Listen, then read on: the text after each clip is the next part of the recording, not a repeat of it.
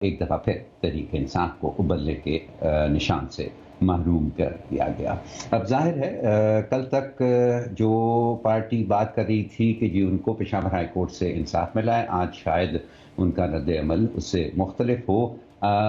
लेकिन हमारे तज्ज़ियाकारों का रद्द-ए-अमल क्या है? मुज़म्मिल आपसे शुरू करना चाहूँगा। कहते हैं आमिर साहब, हमारे यहाँ के कुछ शहर के लोग भी ज़ालिम हैं, कुछ सानू भी मरंदा शौक है, उसूल भी रवा औखियाँ हैं। ठीक है ना, कुछ तहरीक इंसाफ के लिए राय औखी है, ये बात तो हम मानते हैं, लेकिन कुछ उन्होंने मरंदा शौक भी है। मेरा मतलब है कुछ लीगल उनसे गलतियाँ हैं कानूनी लड़ाई में। पहले मैं समझता हूँ कि पेशावर हाई कोर्ट के वो सिंगल बेंच वाले जज साहब इलेक्शन कमीशन को सुनकर फैसला करते हैं तो वो मजबूत फैसला होता है, और वो इलेक्शन को नोटिस करते 2 दिन बाद सुन लेते या तब डीबी बन जाती। तो शायद जो जल्दी में लिया गया इंसाफ है, हेस्टी इंसाफ जो है, जो ड्यू प्रोसेस ऑफ लॉ के बगैर मिले वो इंसाफ नहीं होता है।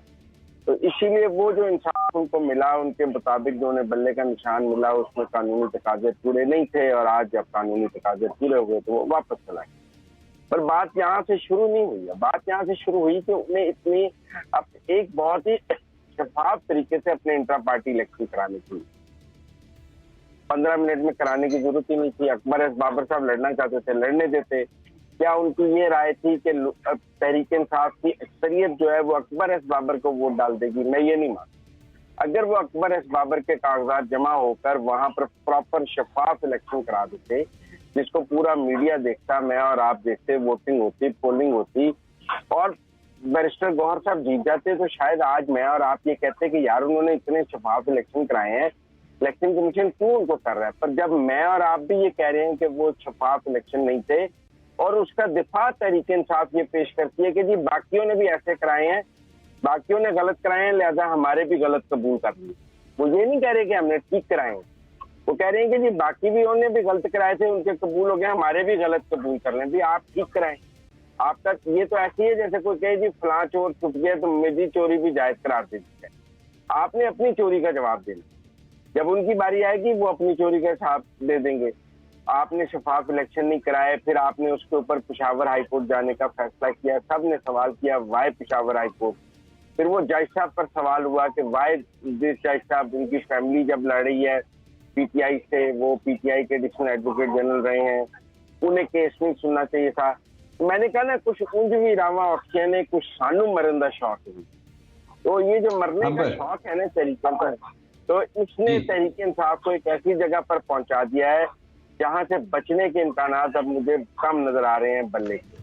अब अगर वो सुप्रीम कोर्ट जाने का ऐलान करते हैं तो 9 तारीख को वहां वैसे हेयरिंग है, सुप्रीम कोर्ट कहेगा नीचे डिसाइड कराएं, इतने में इलेक्शन हो जाएगा बगैर बल्ले के, मुझे लगता है। तो पुअर लीगल एडवाइस और हेस्टी जो जस्टिस ने उन्हें इस जगह पहुंचा दिया। राइट। अंबर, आपका पर्सपेक्टिव कि ये रास्ते मुश्किल हैं या सानू मरंदा शौक भी?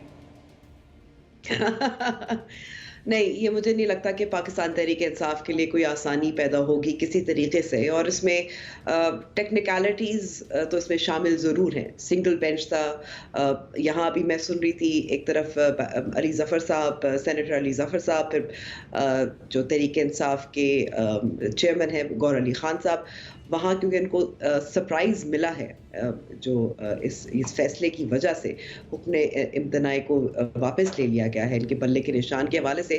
अब उनको ये फिगर आउट करना है कि सुप्रीम कोर्ट बराह रास्त जाए या फिर डिविजनल बेंच जो 9 जनवरी को इसकी सुनना है, जो नेक्स्ट इसकी हियरिंग होगी, उसका इंतज़ार करना है। लेकिन मैं आपको थोड़ा सा पीछे याद दिलाना चाहती हूँ कि इसका मसला क्या हो जाता है। मसला यही हो जाता है जब मुख्तलिफ दायरा-ए-कार आप इस्तेमाल करते हैं ताकि आपको अपना सियासी मकसद हासिल करना हो। ये जो पंजाब असेंबली जो तहलील की थी, आपको याद होगा इसी साल, पिछले साल, अब तो पिछला साल हो गया है, पिछले साल के शुरू में जब असेंबलियाँ तहलील की थी और एक तरफ लाहौर हाई कोर्ट का फैसला आ गया था और फिर सुप्रीम कोर्ट ने भी टेकअप कर दिया था, तो जस्टिस अत्तर मिनिल्ला का एक इख्तलाफी नोट आया था इसके हवाले से, और उनका ये कहना था कि मसला यही है कि मुख्तलिफ अदालतों के पास जाते हैं ताकि अपने मर्जी का फैसला आए, और फिर उसके नतीजे में क्या होता है कि एक हाई कोर्ट, जो हाई कोर्ट्स होते हैं उनकी दायरा-कार होता है, दूसरी तरफ सुप्रीम कोर्ट का दायरा-कार होता है, वो ओवरलैप होता है और ये मैस कन्फ्यूजन होती है।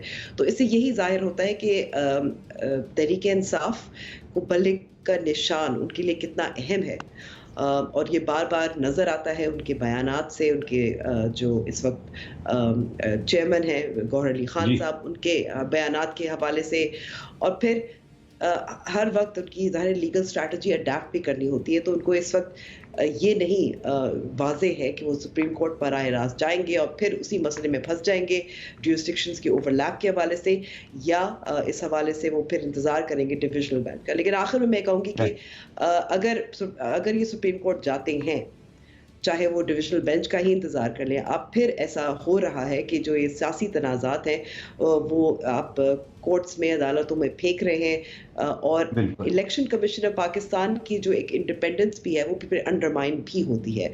आप इत्तेफाक करें ना करें, ये बिल्कुल उनका हक है कि वो हाई कोर्ट में अपील करें, इसमें कोई शक नहीं है, लेकिन मेरे ख्याल में उनके लिए वक्त भी ख़त्म होता जा रहा है, क्योंकि 13 जनवरी तक इलेक्शन सिंबल का उनका फैसला होना है। राइट मैंने बहुत अंबर देखी है सियासत। अच्छा, मेरे प्रोड्यूसर मुझे कुछ बताने की कोशिश कर रहे थे कि शायद तहरीक इंसाफ कल ही सुप्रीम कोर्ट से रुजू करने का फैसला करिए। मुझे सही तरह से उनकी बात मैं सुन नहीं पाया, लेकिन जहाँ तक मुझे समझ आई है वो यही कि तहरीक इंसाफ शायद कल ही सुप्रीम कोर्ट से रुजू करने की कोशिश करे। लेकिन अंबर, मैंने जितनी भी सियासत देखी है पाकिस्तान के अंदर, मैं समझता हूँ कि जैसे सोने के बारे में कहा जाता है कि वो आग में जलकर कुंदन होता है, उसी तरह से सियासत भी जितनी मुश्किलात से गुजरती है उतनी ही मजबूत होती है।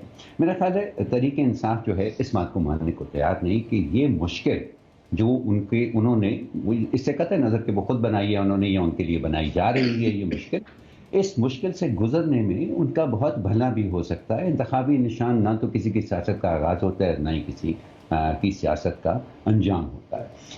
सो अगर वो चाहे और उसका सियासी तौर पर मुकाबला करना चाहे तो मेरा ख्याल है कि इससे उसको आने वाले वक्तों में उसकी जड़ें और ज़्यादा मजबूत होंगी, पाकिस्तानी माशरे में उसकी सियासत की जड़ें ज़्यादा मजबूत होंगी।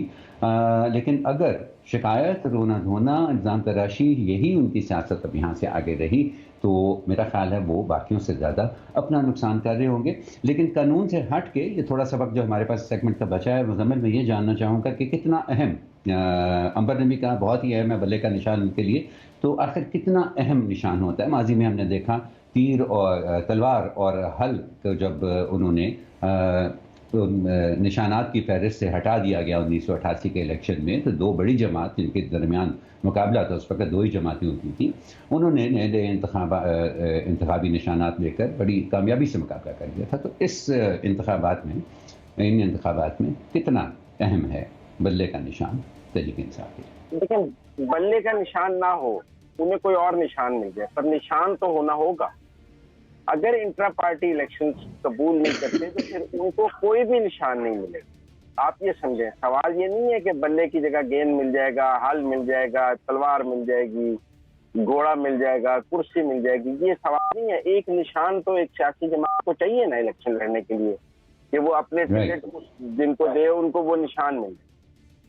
अगर ये इंट्रा पार्टी इलेक्शंस कबूल नहीं होते तो फिर उनको एज पार्टी एग्जिस्ट नहीं करेंगे, इलेक्शन कमीशन में डीनोटिफाई देंगे और कोई निशान नहीं मिलेगा। फिर हर हल्के में कोई भी 4-5 लोग कह रहे होंगे कि हम तहरीक इंसाफ के हिमायती याफ्ता हैं, कोई भी नहीं कह रहा होगा। किसी जगह किसी का घोड़ी निशान होगा, किसी जगह कुर्सी होगा, किसी जगह मटका होगा, किसी जगह कुछ होगा। फिर यूनिफॉर्मिटी पीटीआई के लिए खत्म हो जाएगी। इस तनाजुर में एक निशान होना अहम है। मैं ये नहीं समझता कि बल्ला अहम, नया निशान है वो बहुत जल्दी वो वायरल हो जाएगा। वो कोई ऐसी बात नहीं है कि लोगों को पता नहीं लगेगा। सवाल है कि अगर उनको कोई भी निशान ना मिला और बगैर निशान के उनको इलेक्शन में जाना पड़ा तो फिर क्या होगा? और ये जो मुझे नजर आता है।